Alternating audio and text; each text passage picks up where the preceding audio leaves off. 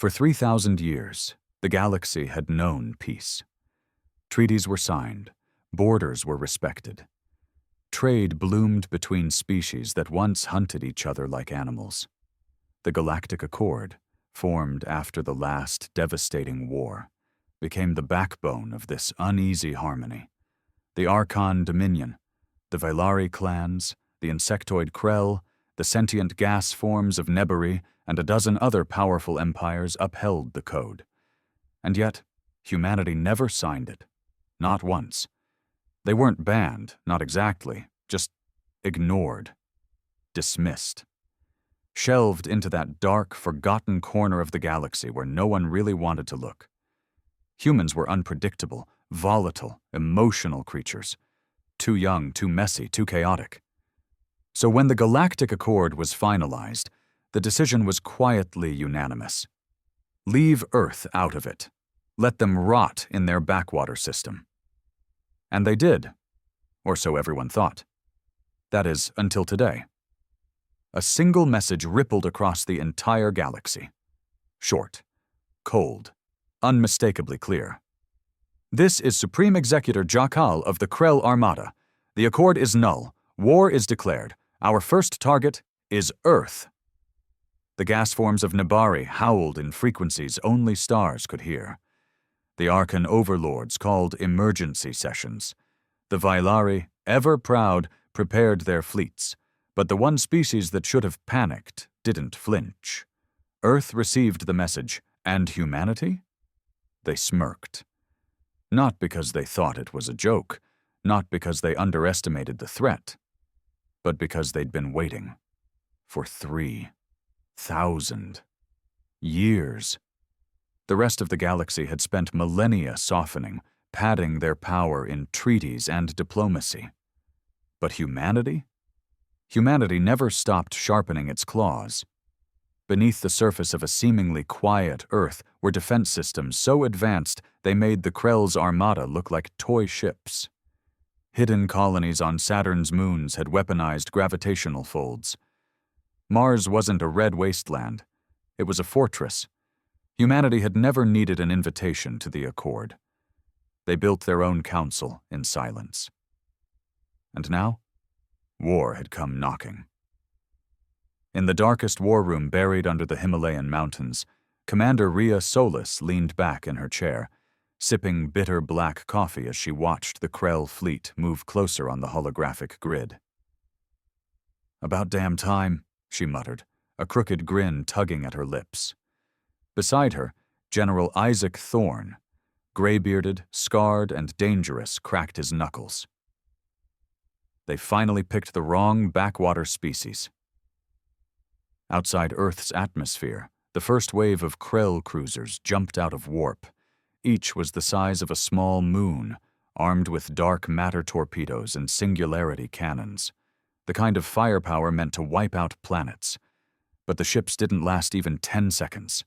Dozens of tiny flashes lit the void, silent, precise.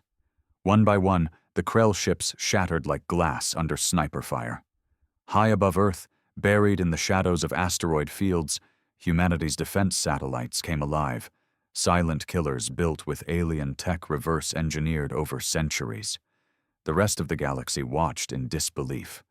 This wasn't war. This was a massacre. On Vylari Prime, a young diplomat whispered what everyone was starting to realize. "We ignored them for too long, and now they've become monsters in the dark." But the Krell weren't finished. This was just their first move. Their real army hadn't even arrived yet. Deep in the black holes of Krell territory, a planet-sized superweapon began to stir. They still thought they could win. They still thought humans were just animals. But the one thing every Krell commander forgot was that you don't corner a species that thrives on chaos. Because when peace breaks, the galaxy screams, but humanity smirks. The Krell High Command didn't take the first defeat lightly. When news of the obliterated fleet reached their war chambers, located in a subterranean ocean of liquid obsidian on their homeworld, there was silence. Not outrage, not confusion. Just a stunned, suffocating silence. Then came the screaming. Supreme Executor Jackal, his crystalline limbs twitching with rage, slammed a clawed appendage into the table, cracking the reinforced stone. How did they develop such firepower? He hissed, his voice echoing through the chamber like nails dragged across metal. They were primitive, uninvited, unworthy. But deep down, he knew. He knew they should have wiped out Earth 1,000 years ago, when the humans first reached past their solar system. But the Accord made it clear. No unprovoked attacks on developing species. So they waited. And now, the Krell had hesitated too long. Across the stars, panic spread like wildfire. Galactic news networks replayed the footage, humanity's defense satellites firing with surgical precision, dismantling one of the most feared fleets in the galaxy in less than a minute. Treaty planets went into lockdown. The Arkan Dominion, usually calm and calculating, summoned their war elders. Even the Nabari, their cloud bodies drifting in zero-G sanctuaries, hummed in frequencies that meant one thing: fear. Yet Earth remained calm. No public broadcasts, no emergency alarms, just the humming silence of a species that had waited generations for this moment. In the orbit above Saturn, inside a disguised mining station known only as Black Core, Rhea Solis stood at a massive window, staring at the stars with narrowed eyes. "They're going to send more," she said. General Thorne leaned on the edge of the command table, his jaw clenched. "Let them." The man beside him, Dr. Elian Voss, a theoretical physicist turned weapons architect, chuckled without humor. "They have no idea what's under their feet. We've got weapons that bend time around a target. We've got AIs so advanced they rewrite their own code mid-battle. Hell, our kids play war games more realistic than what the Krell just threw at us." Solis didn't smile. She didn't move. Her eyes flicked toward the outer rim of the solar system. "Activate Protocol Seraphim." A tech officer stiffened. "Ma'am, that's a full planetary mobilization. Even the dormant labs—" "I said activate it," she snapped. It had begun. Across Mars, sleeping bunkers opened for the first time in centuries. Generational soldiers, bred, trained, and cryo-frozen in rotation, woke up to klaxons and war briefings. Some smiled. Some cracked their necks. All were ready. On Europa, cloaked human dreadnoughts began to shift beneath the ice, rising with monstrous power. One vessel, the Silence of Terra, began warming its fusion core, a weapon capable of vaporizing an entire moon. In the shadows of the Oort cloud, humanity's Black Ops fleet began to drift toward Krell space, invisible, silent, murderous. Meanwhile, on Earth, the civilian population continued life as normal. No riots, no fear, no panic, because this had always been the plan. Ever since humanity was excluded from the Accord, their leaders knew. They weren't being left out. They were being isolated, watched, feared. So Earth turned inward, became a fortress, not just technologically, but culturally, mentally, genetically. They didn't care about being loved. They wanted to be ready. The Krell, furious and humiliated, were preparing their true weapon now. A biomechanical god machine that took centuries to construct, the Leviathan, bigger than a planet, smarter than 1,000 Krell strategists, fueled by black star energy and revenge. But humans? They'd already built something worse. And it had a name. Project Hades. It was no ship. It was no fleet. It was a human being. One man. The last result of a banned experiment in spliced AI neural grafting, combat mutation, and quantum cognition. He hadn't been awakened in over 100 years. He was sleeping until now. As Earth's deepest vaults hissed open, alarms sang across hidden facilities. Inside a chamber of black stone and red light, a voice rang out. "Subject 0, consciousness online." His eyes opened. They glowed like dying stars. He didn't speak when he woke, didn't move, didn't blink, just sat there, chained, suspended in the air, wrapped in more containment protocols than an active black hole. Project Hades. Real name, unknown. Origin, erased. History, classified under layers so deep not even Earth's top brass could access it without a blood key. The thing that made him terrifying wasn't the strength or speed or the ability to phase through matter. It was the way he thought. Not like a man, not like a machine, like something in between. The AI grafts in his brain processed probabilities faster than quantum computers. His human instincts, rage, creativity, vengeance, gave him the one thing no alien superweapon could mimic: unpredictability. Commander Solis stood before his chamber, her voice low. "You know what's coming?" His head tilted slowly toward her. The chains groaned. "Leviathan," he said, voice like gravel tearing through steel. She nodded. "We need you awake. Earth is mobilizing. The galaxy's watching. The Krell think they can end us." The chains hissed. Magnetic locks clicked. A blue-red glow wrapped around him, then faded into sparks. He dropped to the floor barefoot, silent. "Then let's remind them," he said, eyes narrowing, "why they were afraid of us in the first place." Far across the stars, in the dark bowels of Krell Prime, the Leviathan stirred. It wasn't just a weapon, it was alive.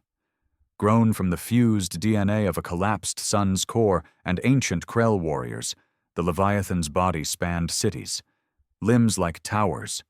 Its eyes were the size of dreadnoughts. Within its chest, a hive of Krell consciousness, generals, assassins, priests, all merged into one hateful, godlike intelligence. Jakal knelt before it in reverence. "My master," he whispered, "Earth has defied us. They slaughtered our scouts, mocked us." The Leviathan's voice didn't speak. It vibrated through the planet itself. "Then let them be erased." Across the Krell fleets, energy signatures surged. Millions of warships warped toward Sol System, tearing through space like locusts hungry for annihilation. At their center, the Leviathan loomed like a dark star. But Earth wasn't waiting. In deep orbit, the silence of Terra jumped first. It didn't fire missiles. It folded space. A pulse wave rippled out, and in its wake, 3 Krell cruisers collapsed inward like tin cans under a god's heel. They didn't even have time to scream. Behind it, Black Core's fleet spread out in diamond formation, moving like a hive of blades. Human AIs controlled the vessels, not remotely, but instinctively, connected directly to enhanced pilots. One thought, one kill, and then came the Red Phantoms, humanity's elite, soldiers in dark armor so advanced it messed with light itself. They didn't just cloak, they vanished from reality for seconds at a time, jumping between molecules, dodging plasma, appearing inside enemy vessels to slit throats before anyone even realized. Across every sector, Krell ships began to die. But it wasn't over. Not even close. The Leviathan reached Saturn's orbit. One blast from its core cannon wiped out an entire moon. Commander Solis stood on Earth's surface, eyes locked on the live feed. She didn't blink. "Deploy Hades." Project Hades leapt into the void. No ship, no armor, just a man wrapped in adaptive nanotech that flowed over his skin like black fire. He dove straight toward the Leviathan, through enemy fire, through metal storms, and crashed into the beast's surface hard enough to leave a crater the size of a stadium. The Leviathan growled, confused. A human? Alone? It fired. But Hades wasn't there anymore. He was inside now, tearing his way through bioflesh and machinery, faster than light, tearing apart its nervous system with his bare hands. One thought kept echoing in the Krell's hive mind, a thought that grew louder every second. This is impossible. But it wasn't. It was human. Inside the Leviathan, the air was thick with heat, screams, and blood. Not human blood, but a putrid, steaming black ichor that pulsed with alien intelligence. The inner walls breathed like a living organism. Organic tech fused with bone, muscle, and dark alloys twisted around massive arteries pulsing with antimatter. And Hades was ripping through all of it. Every step he took left death behind. His nanotech suit adapted instantly, shifting into claws, spears, tendrils, slicing through tissue, melting circuitry, disintegrating shielding. Every Krell drone that tried to intercept him burst apart mid-charge. Their hive mind couldn't predict him. The moment they adapted to his speed, he changed direction. When they adapted to his strength, he became faster. When they tried to flee, he was already in front of them. The Leviathan shuddered violently. Out in the void, Krell commanders were screaming through their comms, watching in horror as their god machine began bleeding. On Earth, Solus stood before the hologram, watching the Leviathan's energy signatures spike, then blink erratically. Thorn crossed his arms. How the hell is he doing that alone? He's not alone, Solus replied coldly. He is Earth. Every brutal mistake, every war, every betrayal, every experiment we were shamed for, he's the sum of it all. Then what happens if he loses control? She looked at him. We don't let him. Inside the Leviathan's core chamber, Project Hades stood face to face with the Nexus, an enormous sphere that pulsed like a dying sun. This was the heart of the beast, the Krell's consciousness hive. Billions of voices cried out in rage, confusion, fear. He stared at it, and it stared back. Thousands of tendrils lashed out, trying to pierce his body, overwhelm his mind, invade his thoughts. But they didn't find fear. They found a storm. And then something inside him snapped. Hades dropped to his knees, clutching his skull as the AI inside his neural system began to fracture. Memories he'd buried began to rise, not just war, but childhood. Pain, experiments, screams behind glass. He saw himself as a boy in a cold, white room, wires in his spine, needles in his brain. Scientists arguing whether his emotions were a liability or a weapon, and then her, the voice, the one that calmed the storm, the girl in the next cell over. Her laugh, her touch, the promise they'd made to each other if they ever escaped. You survive for me, she'd said, and I'll survive for you. But she didn't. She died in a fire when the lab was purged. Another failure buried under classified cleanup. The Krell tried to weaponize his grief, tried to turn it into a weakness. Instead, it became a bomb. He stood up, shaking, and let the pain consume him. Not to destroy himself, but to burn everything around him. You want humanity's truth? He whispered to the Nexus, voice cracking. It's this. His body lit up with light. We suffer, and then we make you pay. The Nexus screamed. A burst of energy tore through the Leviathan from the inside out. Entire chambers collapsed. Synapses burst. Krell minds howled and went silent. The god machine trembled, and for the first time in its immortal life, it fell. Out in space, the human fleet pulled back as the Leviathan began to twist and crack. Chunks of its living armor splintered away. The Krell formations wavered. Solus stared as the feeds came in. Is he still inside? No signal, the tech officer whispered. And then, just as the Leviathan began to implode into a singularity of broken will and failing mass, one dot flew out. No ship, just a man wrapped in red-hot nanofire. His body burned, but his eyes were calm. Silence. That's all there was after the Leviathan fell.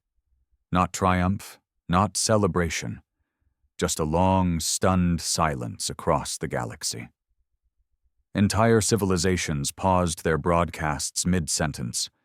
Diplomatic channels went dark. In the heart of the galactic accord, where once hundreds of species debated and argued for peace, only a single sentence played on loop. The Leviathan has fallen. The impossible had happened. A human, not a fleet, not an empire, but a single human, had torn through the Krell's most sacred weapon like it was a child's toy. And what was worse? He walked away. Project Hades, skin burned raw beneath the repairing nanotech, drifted gently in orbit above the collapsing remains of the Leviathan. A retrieval pod from Black Core finally caught him in its magnetic cradle. Medtechs rushed to his side but didn't dare touch him until he spoke. "I'm done," he muttered. "Put me back to sleep." But Commander Solus had other plans. "You're not going anywhere. Not yet." Back on Krell Prime, chaos reigned. Their god was dead, their fleet scattered, leaderless, demoralized. Jaquel, once the supreme executor, now barely holding his own against civil collapse, roared in desperation. "Retreat is treason! We will rebuild!" But no one listened, because now something far more terrifying than defeat was spreading among them. Doubt. What if humans weren't just lucky? What if humans weren't just angry? What if humanity had always been something the galaxy wasn't ready for? On Earth, things moved quickly. The victory wasn't publicized. No grand speeches, no monuments. Because Earth's leaders understood something vital. Fear was more effective when it was quiet. Let the galaxy wonder how they did it. Let them imagine what else Earth had in the shadows. Because the truth? They didn't even use half their arsenal. Mars defense protocols hadn't activated their supergravitic warheads. Europa's AI-run mines still had sleeper weapons buried 100 miles deep. The rings of Saturn hadn't unleashed their kinetic sun lances. And Project Hades? He was just one of 5. Inside a classified compound beneath Antarctica, Commander Solus stood in a long, dark corridor lined with cryogenic pods. She paused at the 4th one, her breath fogging the glass. Inside floated a woman, eyes closed, silver veins laced across her skin. Her code name, Nemesis. General Thorne appeared behind her. "You really want to wake another one?" Solus didn't answer right away. Then, "The Krell are just the beginning." He frowned. "You think the Accord will come after us?" She nodded. Not think. No, they weren't cheering Earth's victory. They were terrified of it. Terrified that one species, so young, so volatile, could bring down a galactic titan with one soldier. So now, the galaxy would unite, not to help humanity, but to contain it. In a hidden chamber light years away, the Council of 9, the heads of the Accord, gathered in panic. "They've broken every law of evolution," one shouted. "No species should advance this fast." "They didn't advance," said another, voice low. "They adapted. They learned in silence. While we debated peace, they prepared for war." "Then we must act," said the oldest of them all, "not with diplomacy, but with extermination." And with those words, the Accord signed its death warrant. Because Earth had already seen this coming, and they weren't afraid. They were ready. The broadcast came in across all frequencies, translated into every known language in the galaxy. The Galactic Accord hereby declares humanity an existential threat to universal stability. As of now, all human expansion beyond Sol is prohibited. Any ship seen crossing territorial lines will be destroyed. Any planet harboring humans will be cleansed. It was the biggest interstellar coalition ever formed. 212 alien species, some of them enemies for centuries, now stood united under one banner: eradicate Earth. They didn't even call it war. They called it a containment protocol, like humanity was a virus. In a hidden Earth orbit facility, Commander Solus and General Thorne stared at the projections. Dozens of fleets, thousands of warships, planetary siege engines, reality-piercing cannons. "Just look at them," Thorne muttered. "They think they're bringing justice." Solus smirked. "They're bringing volunteers." "Volunteers?" "For us to test the rest of our weapons on." Earth had always known this would happen. That's why they didn't waste time building peace treaties with species that looked down on them. Instead, they turned inward, built in silence, perfected weapons not just for war, but for reputation. They knew one day the galaxy would come to kill them, but when that day came, Earth wouldn't hide. It would demonstrate. It began at the Kuiper Line. The Accord sent a test fleet, 50 dreadnoughts, enough firepower to glass a solar system. They never even made it past Neptune, because Neptune wasn't just a planet anymore. It was a trap. Black satellites hidden in its icy rings activated. Gravity inversion beams lanced out, folding space like paper. The dreadnoughts blinked out of existence in under 5 seconds. Not even wreckage remained. Just silence. The Accord tried to jam the footage, suppress it, but humans hacked the feed, broadcasted it live, and added a message. Try again. The next wave was smarter, faster, equipped with stealth tech, and manned by elite psychic tacticians. Earth let them land this time. They touched down on Pluto, confident it would fall. But Pluto wasn't Pluto. It was a decoy. The real Pluto had been hollowed out a decade ago and replaced with a full-scale battlefield simulator. The Accord troops never even fought humans. They fought constructs, machines designed to look human, bleed like humans, cry like humans. It broke them. Hundreds of elite alien soldiers surrendered mid-fight, throwing down weapons in confusion, sobbing at the horror of what they faced.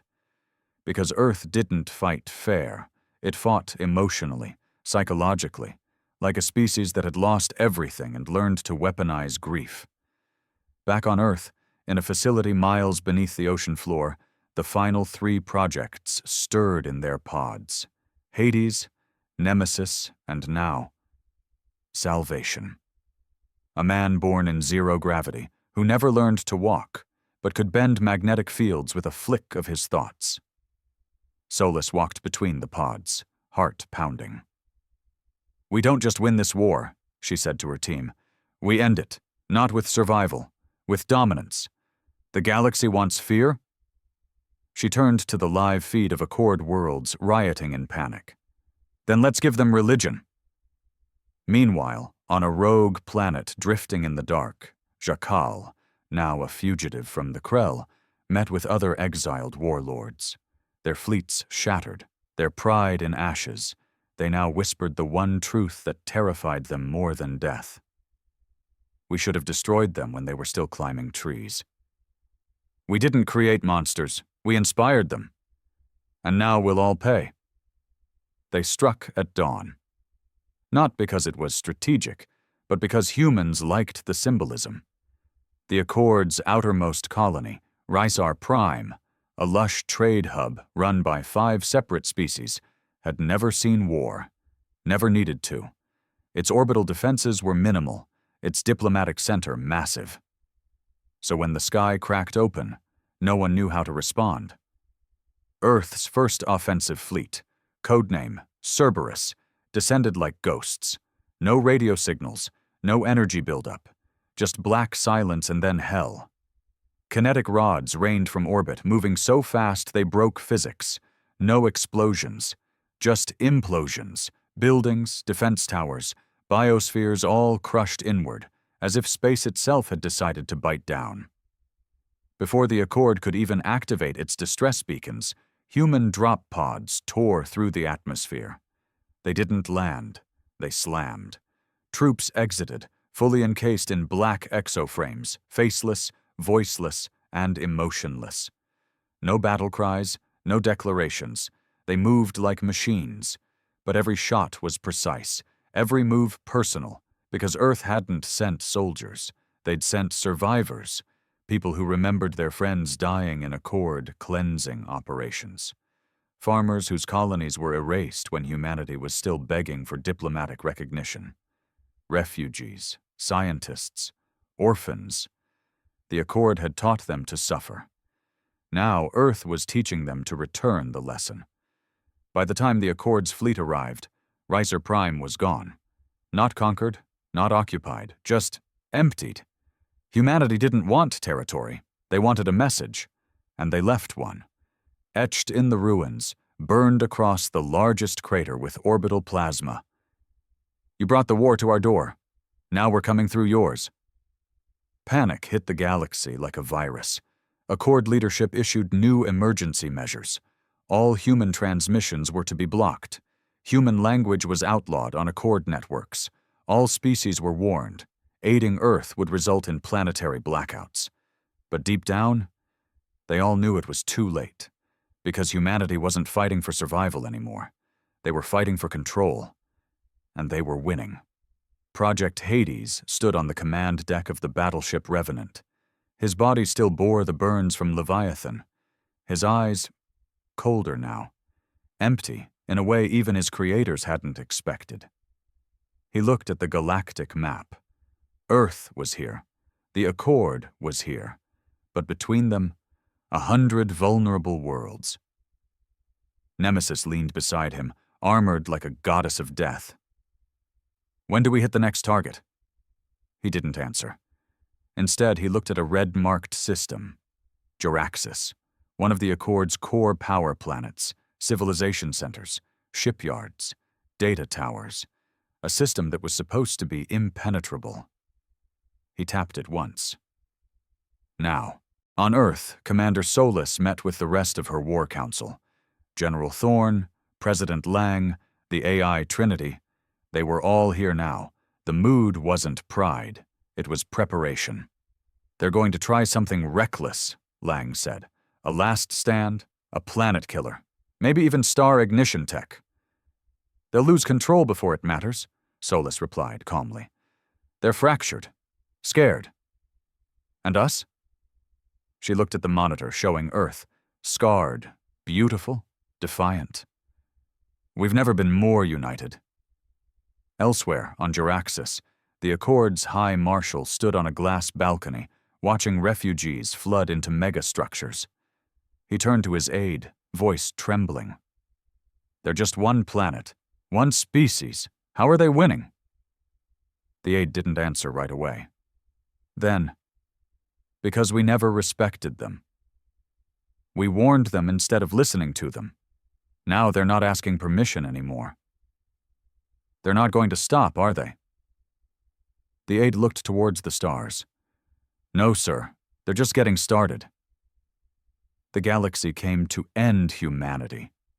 But in the end, it wasn't war that changed everything. It was fear. And what one species could become when the whole universe pushed it too far. The Accord made one last move. A desperate strike, a sun killer, a weapon designed to collapse a star from the inside out, taking every planet in the system with it.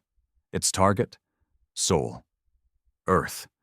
The weapon was disguised as a peace envoy, a final negotiation with humanity. But humans weren't stupid anymore. They intercepted it halfway to the Kuiper Belt, and they didn't just stop it. They turned it around. The reprogrammed sun killer emerged above Juraxis like a black god. It didn't announce itself. It didn't threaten. It didn't posture. It just hung there, absorbing solar mass and swelling with every second. Accord leaders scrambled.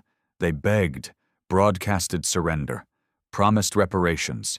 They even offered Earth a seat at the galactic table, a chance to join the elite. But Earth didn't want a seat. They were flipping the table. Commander Solis appeared on every channel, her voice calm but final. You tried to erase us. Now you'll remember us forever. And then, she activated it.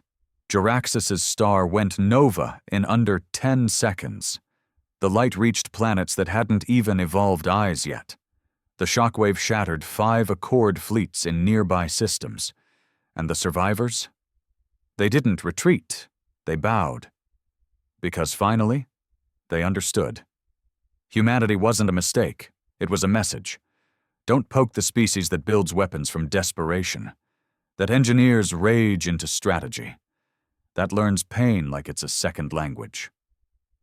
Project Hades watched the fire from orbit, silent.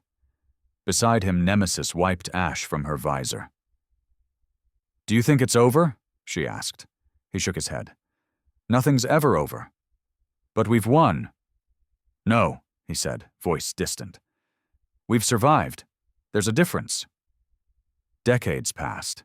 Then centuries. The Accord became a myth. The galaxy reshaped itself around a new rule. Do not provoke Earth.